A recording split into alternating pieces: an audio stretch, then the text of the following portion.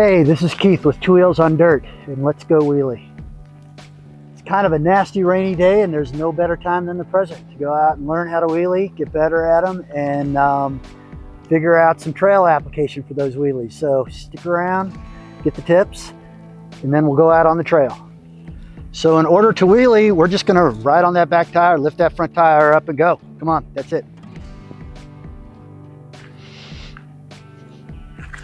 Now, let's go over some tips.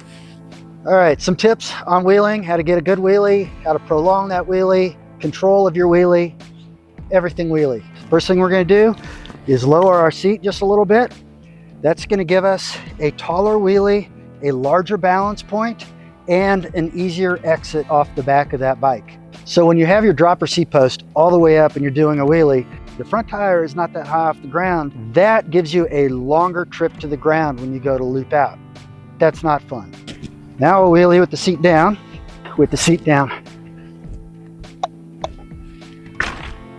Just kind of walked out of it. Tip number 2, scoot forward on that saddle. Scoot forward on that saddle. Scooting forward on the saddle.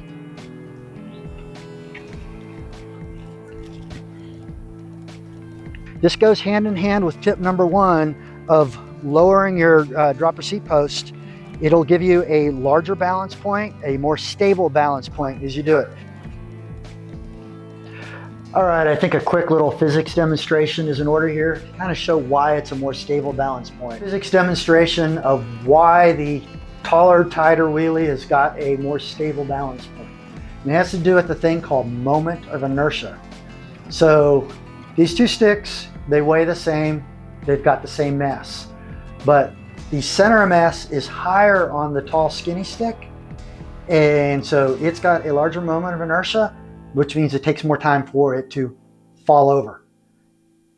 With that being said, it's easier to balance. It takes smaller, easily controlled movements to keep it balanced. The small stick, its center of mass is closer to the pivot point. It's not as high. It wants to tip over really quickly. So I've got to do quicker movements and kind of really fast and larger movements to keep that thing from tipping over. It's the same way on the bike. We get that taller, tighter wheelie. We're closer to the rotation point of the axle. We've got a higher moment of inertia, and we've got more time to react on that. Hopefully that makes sense. Let's get back to the video. Tip number 3, get in a good gear. You want to be in a gear where you can get that front tire up easily, but you still have some acceleration. You still got about 3 to 5 powerful pedal strokes left in you.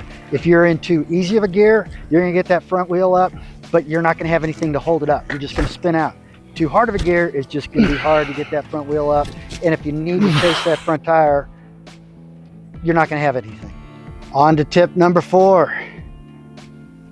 Straighten your back and throw your shoulders back. A lot of times you'll see people wheeling and they've got this position right here. You don't have control of that wheelie. Getting a straight back and throwing your shoulders back will give you control of the wheelie. If you scoot forward on that seat, it makes it easier to get those shoulders back. So why is it important to have a straight back and throw our shoulders back? That is where control of our wheelie comes in. We control our wheelie by moving our hips. So if we've got a nice straight back, we're able to get those hips moving to side, and that is where our control of the wheelie comes. On to tip number 5. Focus on a point in the distance. Look at a tree, something in the distance, a rock. Don't look at that front tire. If you look at that front tire, if you got that wheelie up, you're looking ahead, then you look at that front tire, that brings the front end down. You end up chasing the wheelie. You end up trying to accelerate through the wheelie. That's because you're looking at your front tire. Don't do that, all right? Tip number 6, don't pull with your arms. With that straight back, but with that straight back, you want to keep your arms straight also. You don't want to pull with your arms. If you pull with your arms, the only thing you're going to do is pull your body down and your wheelie is going to go down. Keep that back straight and wheelie on. Now it's raining harder. I'm going to have to put my camera up. So we got all those tips now and we're out working on our wheelies. How's that going to help our riding out on the trail? Well, anytime that you're working on a new skill, you are bettering yourself. You're riding out on the trail, especially with the wheelie. We are working on a different balance point. We got that front tire up. That's increasing your range of motion on the bike. You know how far you can go back. Where does that help us?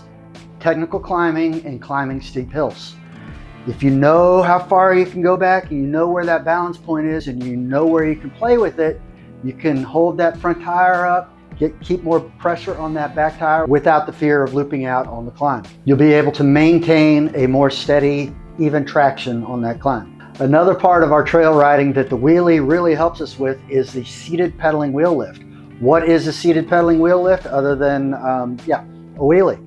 So if we're comfortable in a wheelie, we don't have to worry about that skill of the pedaling wheel lift to lift the front tire, get it up on the rock, ledge, root, whatever we're trying to get up and over. We can spend our time focusing on the next part of the move, which is a dynamic weight shift, in order to get up and over the obstacle/feature as smoothly as possible. And if you link the seated pedaling wheel lift with the dynamic weight shift, going up a hill, you can pretty much flow uphill.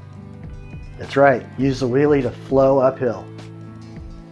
Well, those are my tips on improving your wheelies. If you have something that has worked for you, please leave it in the comments down below, and appreciate it if you like this video and subscribe to the channel. It really helps with the algorithm. But in the meantime, if you like, I've got this up here. Check this video out, and let's keep it 2 wheels on dirt.